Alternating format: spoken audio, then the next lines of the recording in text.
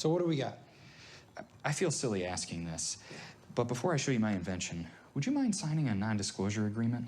You got it.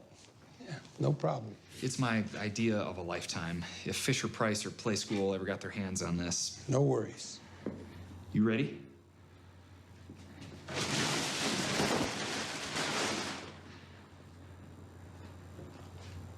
I may have seen one of these before.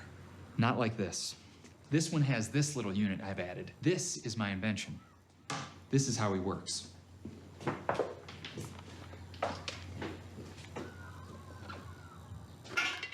yeah, that's the way.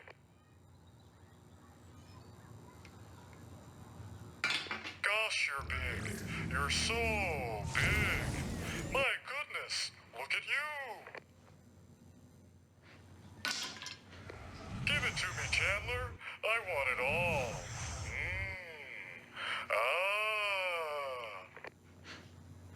After 7 months of cooking, the brightest and best minds in StarCraft 2 come together once again to create a balance patch for our beloved game. Today we're going to talk about the ESL Balance Council and how it's slowly become an unmitigated disaster run by biased pro players who regularly ignore community feedback, and how I think StarCraft 2 has lost the word strategy from its title as a real-time strategy game. And before I get going here, I do want to say flat out that I do believe that there are a lot of good things proposed in this patch. In fact, if you just remove all of the balance patch notes and only take the quality of life changes into account, this is actually a really, really good patch. If there is one thing the ESL Balance Council is good at, is quality of life changes, and they hit it out of the park every time because they are a bunch of pro players that play the game 40 hours a week. They know how to make the game play feel better. So seeing the quality of life stuff easily excites me every time I see it. And if you watch my first impression video, you'll see how happy I was reading it at first. But I've come to learn that I wasn't just happy about the quality of life stuff. I was also happy to see some big balance changes. And that's what the game really needs right now, is some big balance changes. People who quit playing StarCraft 2 want a reason to come back and play StarCraft 2 again, and big changes are going to do that, whether you guys agree with it or not. And even if you like the current state of the game exactly as it is right now, like adding or subtracting another -5 or +5 seconds on a bunker build time, or doing these tiny little changes is not going to do it. But getting rid of a shield battery overcharge and replacing it with a new ability that creates new defensive options that actually provides strategy into the game is just objectively a better change that easily excited me at first. And here lies the problem, and there is a problem. The more you read the notes, the worse and more underwhelming it gets. Like, there are only a few kind of big changes in total, and the more you think about each one, the more silly and underwhelming it feels. And this is also where the community feedback comes into play. See, guys, I've been an active member of the StarCraft 2 community. Despite playing other games recently, I do still keep up with StarCraft Reddit, Team Liquid, Twitter discussions. Like, I'm in various Discord servers. I read all the discussions. And without a doubt, maybe 5% of the things that I see people talk about actually made it into this patch somehow. So let's start with the Ghost. The Ghost has been, I'd say, a top 5 in the complaints bin in the community. And just to be perfectly clear with you guys, I'd be fine with this unit not getting nerfed. Like, it's absolutely one of the strongest and most important units in Terran versus Zerg. It can snipe Roach, it can snipe Infestor, it can snipe Overlords, it can snipe Zerglings. Actually, I should just show you guys which Zerg units it can't snipe. And on top of that, you can rapid fire the snipes, so you can literally just snipe 100 times per second, which is so easy to do. I can literally teach my dog to do it while I just wave my hand around on the mouse. So yeah, it's not exactly a high skill ceiling, and despite what I want, the community is desperate for any kind of change to the Ghost. Players are desperate, casters, pros, retirees. Jonah Hill is desperate. And we really expected anything, and what did we get? Nothing. And I'm not here to give you guys my specific theory crafting on what I think each change should be either. As I've said in the past, the balance and design of StarCraft 2 should be done by a game developer, preferably Blizzard, and it should be done by someone who works with the pros to make changes based on what the community wants and based on what the developer thinks would be fun for the game. At no point should any single pro player have any authority to make any decision related to balance on their own. But that's what we have right now, and that's why we're left with these shallow, meaningless balance patches. And I know all this because I have my ear to the wall. I hear the rumors coming out of the Balance Council all the time. Oh, so and so wanted a ghost nerf, but so and so said no, so they just didn't do it. And it's just like, why are there pro players arguing with pro players over whether or not this is happening or not? Like, ignore the specifics for a second and just think about the bias here. Like, why is there no authoritative figure in the Balance Council, like a game dev or literally anyone, saying, hey guys, we're going to make a ghost change because the community is asking for one? So please give us a list of possible ideas, and then we will make the ultimate decision of what gets put into the PTR for testing.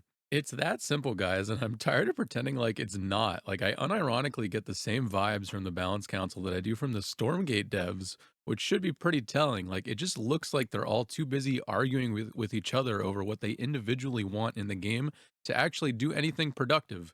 And nobody is stepping up and taking charge of these people properly. And if we don't have a Blizzard in this case, that's fine, but someone needs to step up and be Blizzard. Just take a look at a recent Team Liquid post here from someone who was on the Balance Council but left a year ago because they felt that they were dissatisfied with the process and the decision making within the Balance Council. So here's the post written by Risky SC2, and as he goes to say, he says players were invited to join the Balance Council based off of EPT points from either the year the chat was created, 2020 or 2021, or the previous year. He then goes on to say initially the council operated democratically. All voices were heard, and we voted on each change with open discussion. Later, the process shifted to a representative system with 2 representatives for each race. I'm unsure who the current representatives are, which would make sense because he left the council. As a result of the invitation process, you can probably guess the race distribution. Let's just say Protoss players are definitely well represented. And then, in my observation, Terran players were the most vocal and active in discussions, often fiercely advocating for their race at times, and I found their arguments to be unreasonable as they seemed unwilling to consider other races' perspectives. Protoss players were generally more reasonable, perhaps too reasonable, as reflected in the latest patch, while most top Zerg players very rarely participated in discussions. And then finally, he says, from my experience, there was a clear power hierarchy in the chat. Only higher level players, or those deemed smart, had their ideas seriously considered. This, in my opinion, led to several issues: pros advocating for changes that benefited them or their race specifically, a lack of long term vision or cohesive direction for patches, and a general absence of multiple perspectives and creative ideas. So, hopefully, now it's making a little bit more sense to you guys as to why something like the Ghost didn't get a change in the patch, even though everybody's asking for it. And another big problem is communication. Like, I remember back in the day, we used to have like all these big community discussions about balance. Like on the Pylon show, for example, all the pros would get on the show and talk about what their thoughts were. And now nobody can do that because everybody on the council is just under this strict NDA and nobody can talk about anything. And now if any of the pros do actually want to weigh in, like they need to talk about it in this like vague secret language to tell us without telling us. Like I never thought that StarCraft 2 would need a whistleblower, but here we are. And something I really want to say that just really Peter Griffin grinds my gears is all the cope artists in the community saying, oh, they're just unpaid volunteers, like trying to make the game better. Be nice, guys. Like, be nice to the Balance Council. Like, I have no sympathy for this. Like, if anybody on the Balance Council doesn't want to be on the Balance Council, fine, great. Like, I can name 30 people that would give anything just to be in the same room as the Balance Council. Like, do you understand this whole system is just flawed and just not producing results? So maybe it's time to try something slightly different with like maybe some other people's opinions. And let's not act like players on the Balance Council don't have extremely good incentive to be on the Balance Council, like literally fighting for their own units to deal more damage so that they can have a better chance of winning the tournaments that they're playing in. Like there's a clear incentive there that needs to be separated in some way. Anyways, moving on, I want to talk about the shield battery and more specifically the current state of Protoss. And everyone knows that Protoss has been underperforming for many, many years now. Max packs coping aside for a second, we haven't really seen many Protoss players winning anything massive in a hot minute. And as someone who has watched Protoss evolve through balance over the last 14 years since Wings of Liberty, It's really, really sad to see like where that race has come in terms of strength. Like every unit in the Protoss army is made of paper mache, and the only way for it not to die to a couple of paintballs is for it to be standing next to a shield battery in nuclear overcharge mode so it can heal the units. So it's pretty understandable why Protoss players are losing their shit right now, seeing that that tool is being just removed completely.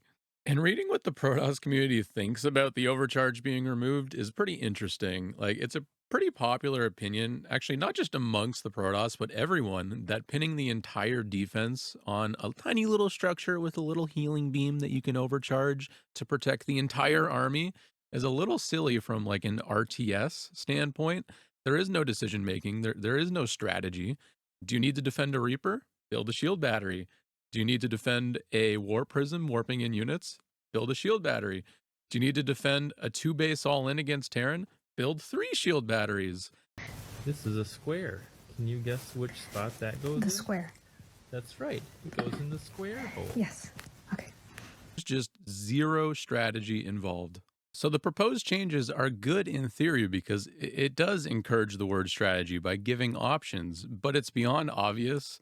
It's not enough for Protoss, and they will just die to the first strong gust of wind without the shield battery overcharge. Like 2 extra force fields with this new ability will not be enough. 2 extra stasis wards will not be enough. Like earlier energy on your sentry for scouting will not be enough. Storm is still going to take too long to finish before the all-in gets there. It's just not going to be enough. And if Protoss is already underperforming, like people are obviously, they're terrified right now. They're scared. They wanted something like more dramatic to happen. And it would be nice instead of continuing to change Protoss like AoE abilities like the Disruptor Nova for the 15th time in a row, that we actually just buff the Protoss army itself in some way so it didn't need to actually stand next to the shield battery in the first place.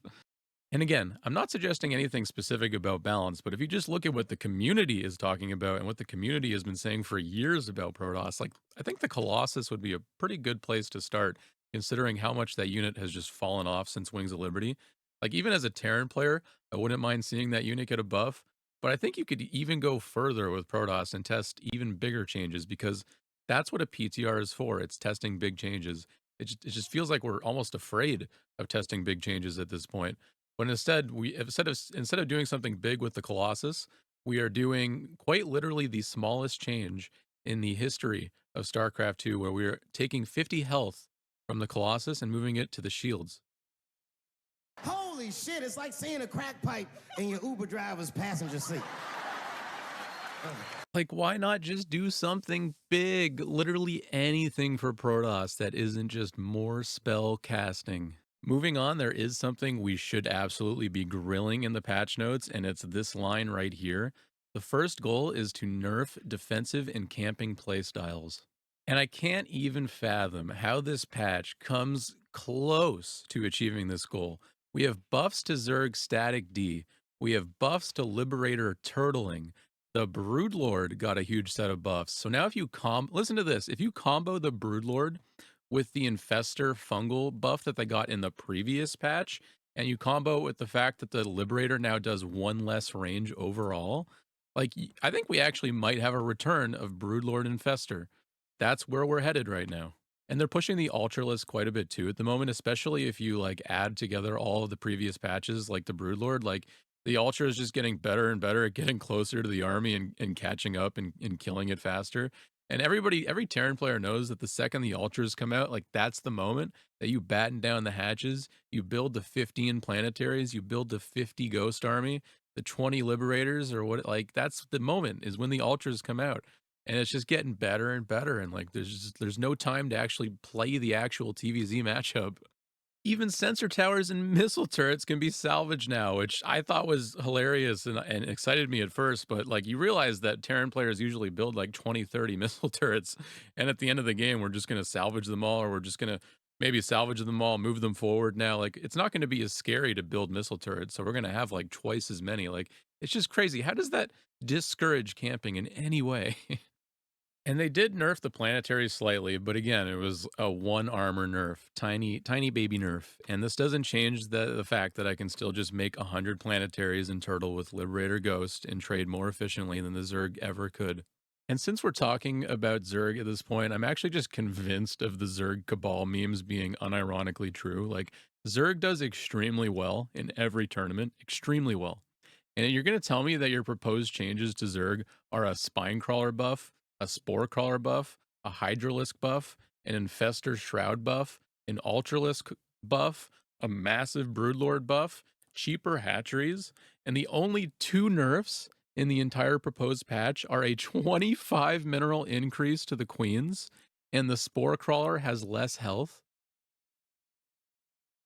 You are actually kidding me right now. Like, am I on MTV? Am I getting punked? Is there a hidden camera that's going to come out of my closet in the middle of the night with like the Zerg Cabal and Channing Tatum, and they're going to tell me it was all a prank? Finally, I want to talk about something very, very important to me as a Terran versus Terran player, which is why I left it for the end of the video, because I know a lot of people don't play that matchup.